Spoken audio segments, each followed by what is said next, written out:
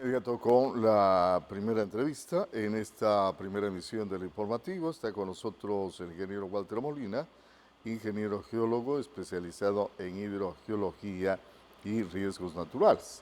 Lo hemos invitado para que nos explique el origen de los terremotos, de los tsunamis, a propósito del último producido en Rusia y que causó preocupación a los sectores costaneros, entiendo no solamente de Ecuador, sino de varios países que están cerca de las costas del Pacífico, respecto de la posibilidad de un tsunami. Buenos días, ¿cómo le va? Gracias por la oportunidad, muy buenos días al público que nos escucha. Pues es verdad, es preocupante el tema de los fenómenos naturales. Estuvimos pendientes la semana pasada por lo que había sucedido en Rusia, en la parte oriental de ellos, en la isla Kamchatka, que básicamente está muy cercana a Japón. Un terremoto de 8.8 que con una gran fortuna solo hubo una víctima, pero pérdidas millonarias en cuanto a daños y perjuicios, y la afectación sobre todo de una base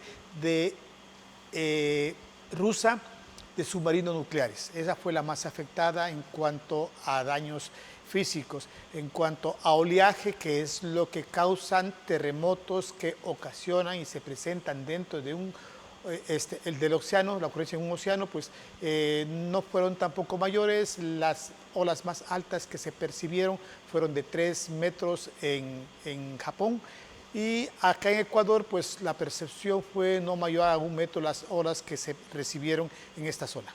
¿Se puede prever o no el movimiento de estas placas tectónicas? Sí, primeramente creo que es importante ver qué es y por qué se da, y sí se puede básicamente prever el tema de las consecuencias básicamente del resultado de los movimientos tectónicos. El globo terráqueo, como nosotros consideramos, no es sólido, sino que básicamente está conformado por placas tectónicas. Estas tampoco están fijas. Tomemos en cuenta que se trata de una naranja o de un huevo cuya cáscara está trizada y internamente está conformada básicamente por parte líquida. Es decir, la parte sólida que nosotros estamos, la superficie, descansa sobre un manto que está viscosamente activo, dando vueltas, y nosotros estamos flotando. Esto hace básicamente que estas placas se muevan. La unión de las placas, ¿sí?, las juntas, básicamente hay de varios tipos. Unas que se dilatan por justamente la salida del magma desde la parte interna de la Tierra, apertura, y estas se encuentran básicamente en la mitad de los océanos. De ahí comienza a empujarse las placas tectónicas hacia los continentes. La zona de subducción es aquella zona de límite entre la placa oceánica y la placa continental. Nosotros tenemos aquí en la costa ecuatoriana la zona de subducción entre aproximadamente 100 kilómetros, 50 kilómetros de distancia desde el borde del litoral.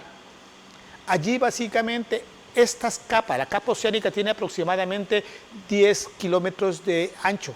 El continente tiene 30-35 kilómetros, pero esta capa, por ser pesada, se baja hacia la parte interior, se interna bajo la capa del continente. Esta fricción básicamente genera básicamente resistencia, y esa resistencia cada cierto tiempo se suelta. Esta dinámica produce básicamente los sismos o temblores, que para los geólogos consideramos que debería estar básicamente dándose todos los días, para evitar que la energía se acumule en años y esta energía sea descomunal. Imaginémonos una capa de 10 kilómetros de ancho metiéndose bajo una capa de 35, pues es algo fenomenal.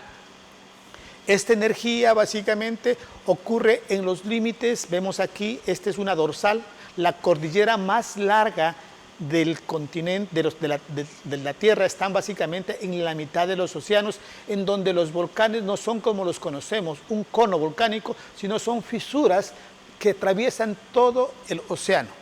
Estas crecen y básicamente generan este movimiento. Esos volcanes están debajo del mar. Debajo del mar, no se los ve.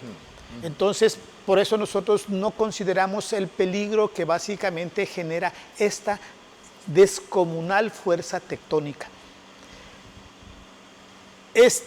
Nosotros vemos básicamente que en la Tierra estas cordilleras que aquí alcanzan posiblemente 8.000, 9.000 metros de alturas, en la Tierra alcanzan apenas 5, 6.000 metros de altura. Es decir, abajo hay cordilleras inmensas que generan calor, que generan dinamia y forman las corrientes marinas adentro.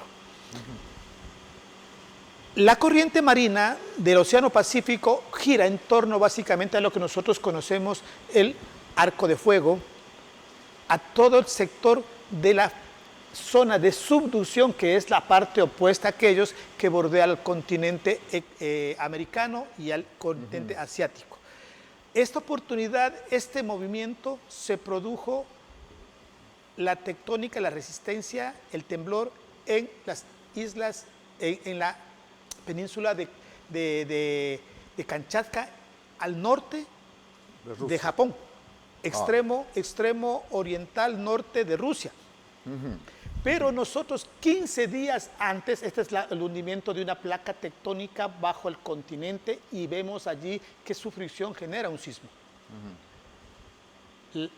Mientras más cercano esté al continente, lo vamos a sentir nosotros el temblor más fuerte. Pero mientras más se aleje del continente y esté en el mar, el riesgo es la presencia de un tsunami. Para que ocurra un tsunami se necesita básicamente un sismo de más de 8 grados. ¿Qué pasa, por ejemplo, en la franja que ocupa Chile, por ejemplo? Que parece que es muy común. Ahí los temblores, los movimientos de tierra. El mismo fenómeno. La diferencia es que abajo se unen, está cerca de la unión entre placas tectónicas. Tanto la de Nazca, que básicamente es la americana, con la de los otros continentes y del círculo polar. ¿Tenemos placas tectónicas debajo de la Tierra o solamente debajo del mar? No, toda la Tierra, como vimos ahí, todo el cascarón que corresponde a la corteza terrestre está conformado por placas tectónicas. Las más grandes conforman 8 macros, pero hay más pequeñas. Pero todas básicamente, el globo terráqueo está subdividido básicamente en placas tectónicas que están en movimiento. Por lo tanto, la Tierra es activa. Rota, traslada, pero siempre está activa. Había gente preocupada por el tsunami, especialmente quienes visitan las playas o quienes tienen emprendimientos en esas playas respecto de las consecuencias que podía haber por el crecimiento de la altura de las olas que podían llegar a las costas, pero esto no se produjo ventajosamente. ¿A qué se debe? Ya.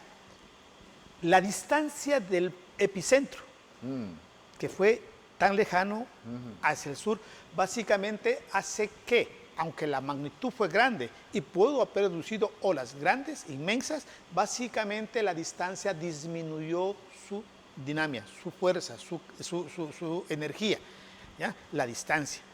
Las cercanas, la más cercana, que era Japón, percibió por su cercanía apenas en 3 metros. Cuando uno está en el mar, la ola generada por un sismo es muy leve, no se siente, no se visualiza porque viaja por la parte interna del mar. Pero conforme se acerca al continente, ella se traduce y recién nos damos cuenta cuando está muy cerca del continente la magnitud de las olas, que incluso pueden alcanzar hasta 30 metros de altura. Eso ya ocurrió en el Japón en el 2012, donde básicamente hubieron en como Indonesia también parece. Ahí fue una ola de 35 metros, acá fue de 30 metros y hubo víctimas como 1.700 en el Japón y 3.000 y pico en tema de Indonesia. Bueno, pero alguien debe decirles que a lo mejor por la distancia no va a ser muy fuerte el crecimiento de las olas en las costas ecuatorianas, porque se creó una expectativa como que el tsunami iba a causar destrucción en los sectores costaneros. Mucha gente empezó a subir a los lugares más altos, otros abandonaron esos sitios y estaban a la expectativa, no durmieron, entiendo, esa noche por la situación que se les había creado. Es mejor estar preparado. Esto no se puede básicamente ver qué magnitud de la ola viene. Es muy difícil, porque el sismo, ¿sí?, genera diferente tipo de energía. Dependiendo de dónde ocurre el evento tectónico, se puede producir un desfase de la Tierra hacia abajo, y ese vacío que causa básicamente el desplazamiento de la masa hace que la ola sea muy fuerte, o sea en sentido inverso, o sea en sentido horizontal o vertical. No se desconoce el tema. Por lo tanto, lo único que conocemos es que puede tanto de magnitud. Y por prevención nosotros debemos tomar todas las medidas básicamente que sean pertinentes. Quiero indicar que básicamente este sismo no ocurrió así tan sencillamente. Ya ocurrió uno 15 días antes, muy cercano del sitio. La península de Alaska, ¿sí?, produjo un sismo de 7.5 grados el 15 de ese mes. ¿En qué escala se transforma en terremoto? El terremoto básicamente se vio oleaje allí, no hubo muertos porque básicamente... ¿Qué escala? Escala de Richter. Escala de Richter son los grados básicamente de la intensidad que se mide. Estas pues básicamente no produjeron afectaciones, pero ya hubo una alarma. ¿Por qué? Porque esa placa no había movido hace más de 100 años. Por lo tanto, cuando una capa tectónica, ¿sí?, no se ha movido, no se ha registrado movimientos durante mucho tiempo, ya es una alerta de que cualquier momento puede ocurrir un fenómeno grande. Y a eso es lo que nosotros debemos de estar pendientes de aquí en el país. Debemos de estar preparados porque tenemos una zona de subducción muy cercana a nuestro continente. Y pueden ocurrir, no solamente aquí, sino básicamente en cualquier parte del continente americano pueden ocurrir, y las olas viajan a través básicamente del mar y pueden afectarnos. Por eso es importante que nosotros estemos preparados para un evento que es mucho más perjudicial que el mismo terremoto, causa más víctimas que el terremoto. Son miles de muertos que puede ocasionar, más las pérdidas económicas, y que puede arrasar básicamente con muchas poblaciones que están cercanas al borde costero. Bien. Gracias por estar acá con nosotros. Walter Molina, ingeniero geólogo especializado en hidrogeología y riesgos naturales, hablándonos de el origen de los terremotos y los tsunamis. Vamos a una breve pausa antes de continuar.